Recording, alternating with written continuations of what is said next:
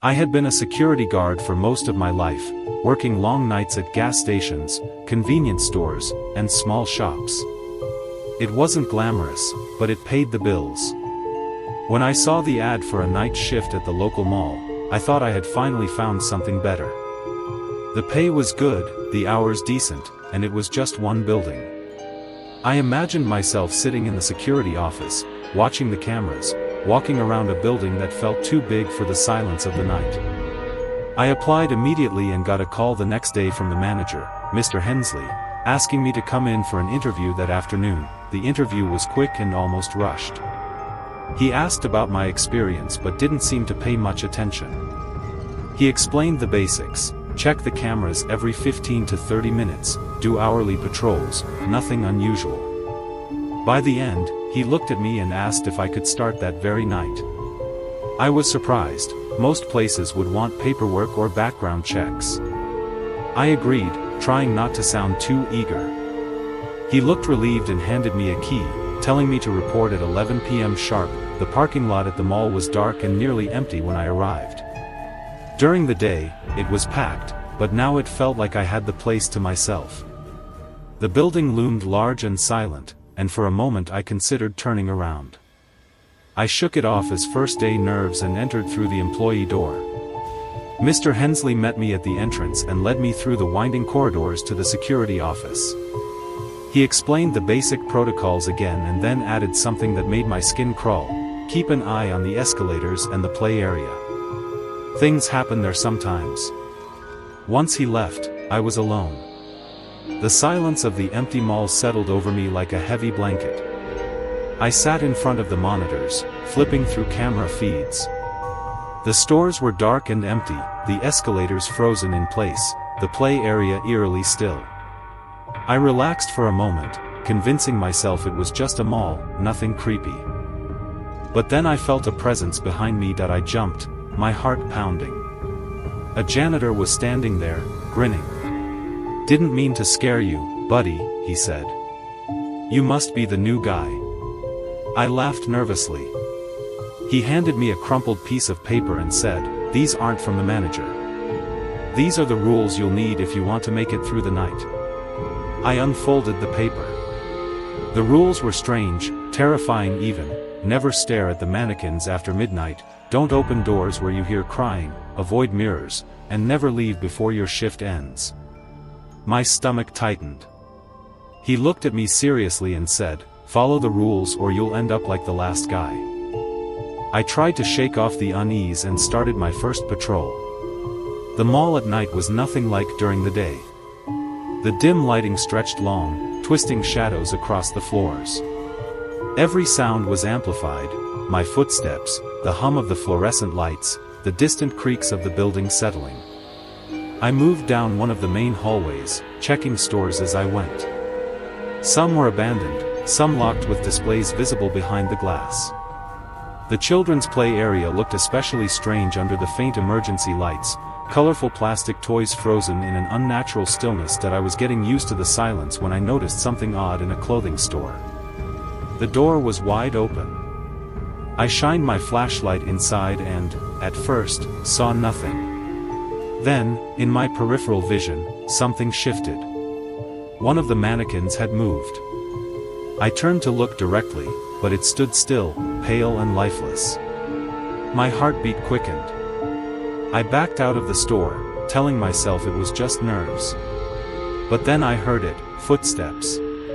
Not normal footsteps, but heavy, rough, like wood or plastic scraping against the floor. My stomach dropped that I turned slowly and saw it, the mannequin from the store, now standing in the hallway, facing me. Its movements were stiff, jerky, like a doll being dragged forward. I bolted, turning down a hallway toward the restrooms. The footsteps stopped, but I didn't dare look back. I burst into the restroom, splashed cold water on my face, and tried to calm myself. That's when I saw her, a woman standing near the stalls, dressed as a cleaning lady. I blinked, and she was gone. The restroom was empty. My hands shook. I remembered the rules and pulled out the crumpled paper. Rule 3: if a mannequin looks like it's following you, don't look back. Rule 4, avoid mirrors. I had already broken both. My stomach twisted as I realized I had made the situation worse. My pulse raced as I moved toward the security office, the air feeling heavier and more oppressive with each step. When I finally reached the office and slammed the door behind me, I tried to catch my breath. I was still shaking, but at least I was safe for now. I sat in the security office, hands trembling, trying to calm myself. The monitors displayed empty hallways and silent stores, but I couldn't shake the feeling that something was watching me. My heart still raced from the mannequin, and the restroom figure haunted my mind. The janitor's warning echoed in my head, follow the rules, or you'll end up like the last guy. I tried to focus on the cameras. The mall was quiet, too quiet. But then I noticed movement on one of the screens near the abandoned store. A shadow, tall and thin, moved across the hallway. I told myself it was just a trick of the lights, my nerves playing games. But my gut tightened. That shadow wasn't normal. That I remembered another rule: if you hear someone talking in an abandoned store, do not listen. My curiosity tempted me, but I resisted. I forced myself to turn away and focus on the cameras. The shadow disappeared, but I felt a cold dread crawling up my spine. Every instinct screamed at me not to leave the office again. Hours passed slowly. The fluorescent lights flickered sporadically, casting eerie patterns on the walls. I tried to distract myself, checking each camera feed carefully. Nothing moved, until I heard it, the faint sound of sobbing. It was quiet at first, almost imperceptible, but it grew louder. A woman's cry, hollow and broken, echoing down the deserted hallways. Rule 9. If you hear someone crying in a dressing room, do not open the door.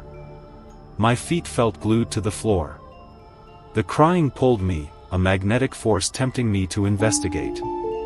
But I knew I couldn't. I stayed frozen, eyes glued to the monitors. The sound shifted, coming closer. My chest tightened. I could feel its presence, not just a sound, but a heavy, oppressive weight that pressed down on me. I watched the monitor, and there she was.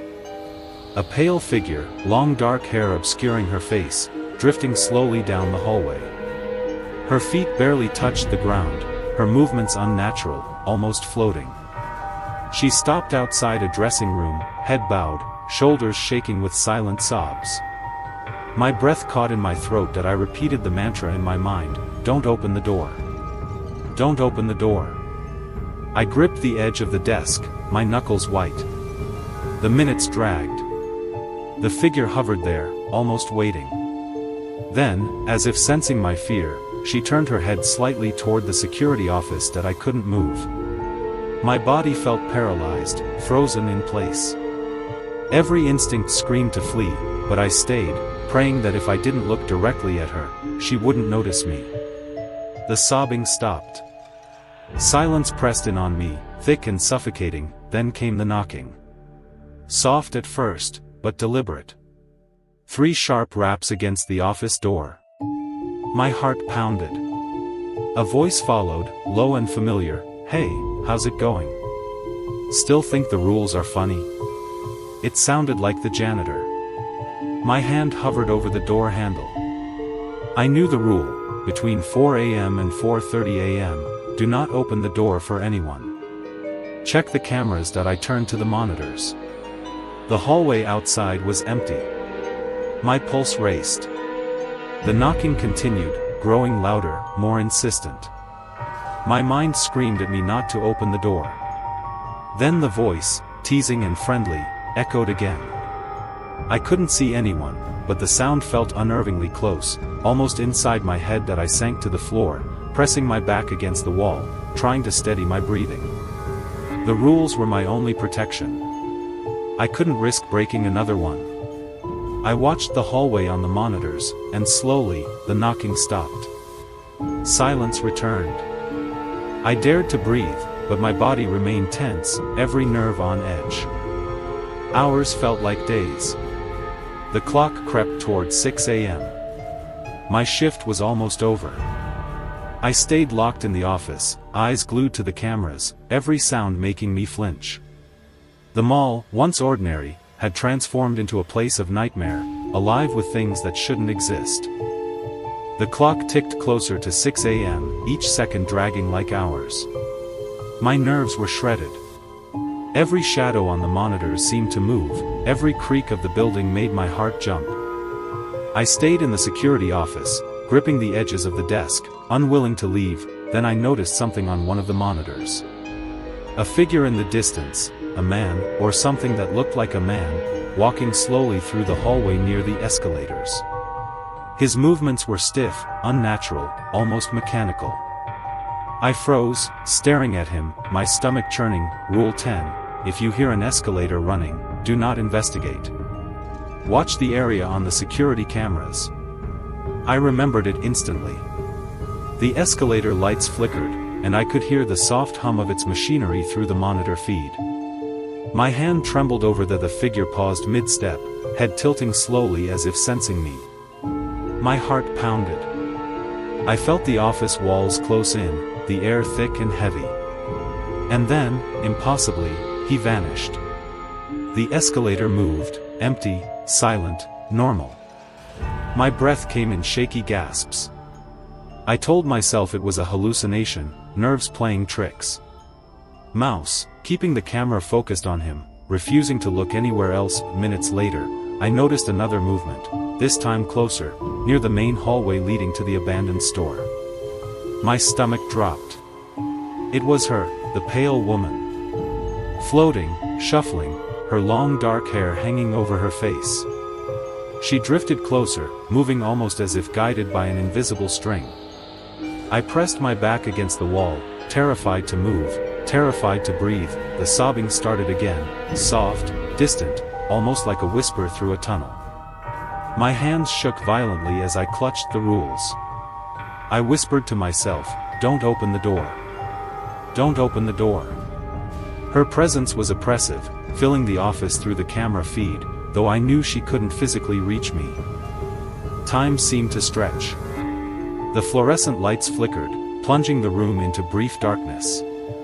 When the light returned, the monitors showed the hallway empty. My pulse raced. Was it gone, or was it waiting just outside the camera's view? I couldn't risk moving to check, and then, the knocking. Harder this time, louder, as if something was pounding to get inside. My heart leapt into my throat. The voice followed, distorted, mocking, "Come on, it's almost over." I recognized it as the janitor's, but there was no janitor in the building. My hand hovered over the door handle. I could feel the cold sweat dripping down my back that I turned to the monitors. Nothing. The hallway outside was empty, yet the knocking continued. My mind screamed at me not to open the door. I pressed my back harder against the wall, eyes darting between every camera, every shadow, every reflection. The rules, the damned rules, they were my only protection. Minutes crawled by. My body ached from tension, my ears straining for any sound that might indicate movement. The sobbing stopped, the knocking ceased, and silence returned. The mall, vast and empty, felt alive again, as if it had been holding its breath, waiting for me to slip. Finally, the clock struck 6 a.m. Relief washed over me in waves. I dared to move, slowly, cautiously. I checked the monitors one last time. Every hallway was empty, every store silent. My legs shook as I rose from the chair, my body trembling from the adrenaline that still coursed through me. That I gathered my things, my eyes scanning every camera feed as I slowly walked toward the exit. The mall felt normal again in the daylight, but I knew what lurked in the darkness, what had watched me through the night. Something that shouldn't exist, waiting for the next guard foolish enough to ignore the rules. When I finally reached the doors, the sunlight poured over me, warm and normal. I turned for one last glance at the mall.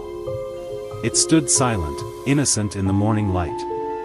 But I knew better.